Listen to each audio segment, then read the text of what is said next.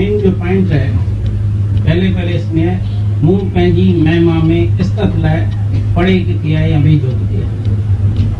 Fundamental point को जो main point है जो समझने की जो बात है वो बोलता है मुंह पैंजी मैं माँ में इस्तत लाए।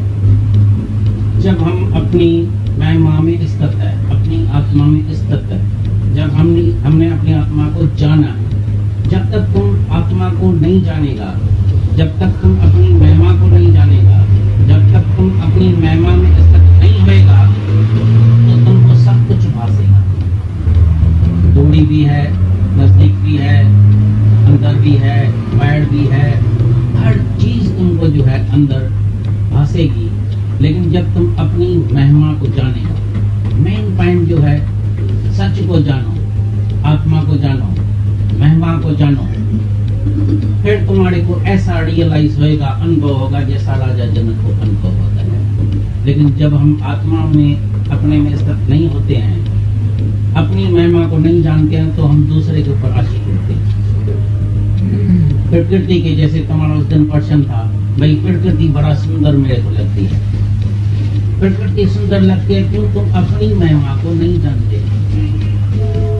तुम अपनी आत्मा को नहीं जानते तो तुम्हारी आत्मा कितनी सुंदर है। तुम्हारी आत्मा सत्यम शिवम सुंदरम, आत्मा जैसा सुंदर न दुनिया में हुआ है न हो सकता है। प्रकृति तो उसकी दासी, महापुरुष प्रकृति में भी दासी रहती।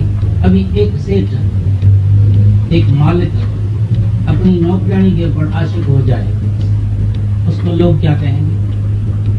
इतना बड़ा सेठ हो के, मालिक हो के, ये दासी के ऊपर, नौकरानी के ऊपर आशिक हो गया है, कितनी गंदी बात होती है। ऐसी तरह से तुम पुरुष होके, परमात्मा होके और दासी के ऊपर, माया के ऊपर, तुम्हारी माया, तुम्हारी दासी, तुम बोलता है दासी बड़ी सुंदर है। तुम अपनी सुंदरता को भूल जाते, अपनी महिमा को भूल जाते, अपने सच को भूल जाते। तो जब अपने सच को, अपनी महिमा को जानेगा, इस श्लोक में 19 प्रकरण में बार बार राजा जनक ने बोला है, जब मैंने अपनी महिमा को जाना है। तुम अपनी महिमा को नहीं जानते हैं, तभी तुम्हारा मन हमेशा गैरमुखी है। इधर आके भी, ब्रह्म ज्ञान में आके भी तुम्हारा मन हमेशा पैरमुखी रहता है। कितने लोग आए हैं, गिनती करेगा, ज्यादा है कम है, मकान छोटा है बड़ा है। आत्मा में न मकान होता है, न बड़ा होता है, न छोटा होता है। 40 बरस से ये सत्संग चला है, 40 बरस से हमको आज तक कभी भी किसी भी हाल की जरूरत नहीं पड़ी, कभी भी, और न किसी से एक पैसे लेने की जरूरत पड़ी है। याद रखना, जिस दिन कोई भी गुरु तुम्हारे से जिस दिन पैसा लेगा, उस दिन तुम्हारे को ज्ञान नहीं लगेगा, और गुरु का ज्ञान भी अंदर ही अंदर गर्भ हो जाएगा।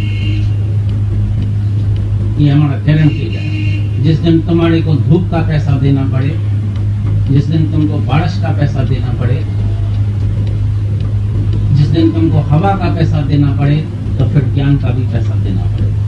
नहीं तो दुनिया में सौदेबाजी होती है। तुमको बड़ा ऐसा अच्छा लगता है, सब गुरु को ऐसा अच्छा लगता है, बड़ा आश्रम हो रहे, ये हो रहे, लेकिन उधर नेम एंड फेम हो जाए। आकाश में कौन सा आश्रम होता है? आत्मा में कौन सा आश्रम होता है?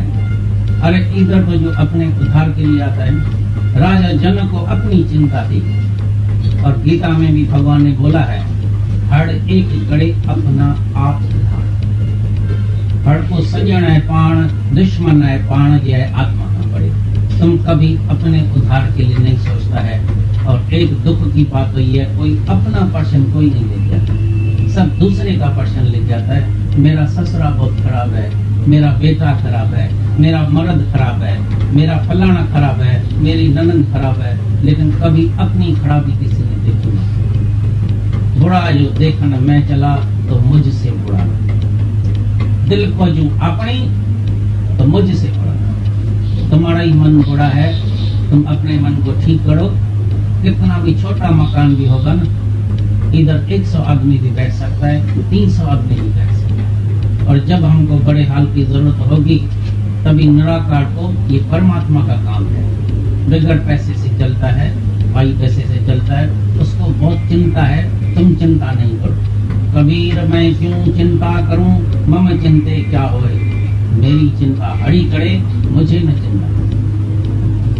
परमात्मा को चिंता है, उसको जरूरत है, उसका काम है। He is the boss of show। जिसने खेल रचाया है उसको बहुत चिंता लगती है। आप ही खेल बनेगा, तुम शांत करके दृष्टा होके खेल सरफ देखो, कितना सुंदर खेल। और अपने उद्धार के लिए कोई भी एक पर्सन लेके आओ, मेरा कैसे उद्धार होए। राजा जनक को जब वैराग आया है, दुनिया से नफरत आई है, तुम उसका पर्सन देखो, कितना सुंदर पर्सन गुरु से किया है। गुरु मेरे को वैराग कैसे, दुख की बात है। कितनी हॉस्पिटल्स है, तुम जाते भी है, तुम्हारे पड़ोस में, तुम्हारी बिल्डिंग में, तुम्हारे आजू बाजू इतने लोग रोज मरते हैं, रास्ते में तुम देखते हैं। कभी तुम्हारे भीतर में एक सेकंड के लिए वैराग नहीं आता है। मसीही वैराग जब आता है, एक दिन भाई हम छोड़ के चले जाएगा, आज से हम वैराग देते हैं, 15 मिनट के बाद तुम्हारा वैराग टूट जाएगा। मेरा एक दोस्त था हांगकांग में, एक आदमी अचानक 25-26 बरस में उसका डेथ हो गया, करोड़पति। जैसे ही मसाने में सब बैठे थे, बस ऐसा शक्ल करके सबने कसम उठाया, आज से हम लोभ नहीं करेंगे, पाप नहीं करेंगे। मैं इतना जॉन लड़का मर गया, ऐसा वैराग, सब ऐसे।